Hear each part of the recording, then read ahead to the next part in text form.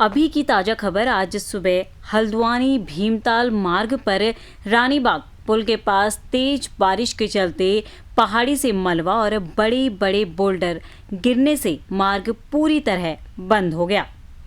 आपको बता दें, इस भूस्खलन के कारण मार्ग बाधित हो गया है। तो वहीं अब वाहन चालकों और यात्रियों को बहुत परेशानियों का सामना करना पड़ सकता है। तो वहीं प्रशासन की ओर से जेसीबी मशीनों के जरिए मलबा हटाने का काम शुरू कर दिया गया है। साथ ही प्रशासन वैकल्पिक मार्गों से आवाजाही सुनिश्चित कर रहा है। तो वहीं लगातार हो रही बारिश से मार्ग खोलने का प्रयास थोड़ी चुनौतीपूर्ण होने की आशंका जताई जा रही है। इसके अलावा प्रशासन पूरी सजगता और मेहनत से काम कर रहा है ताकि जल्द से जल्द रास्ते खुल सकें।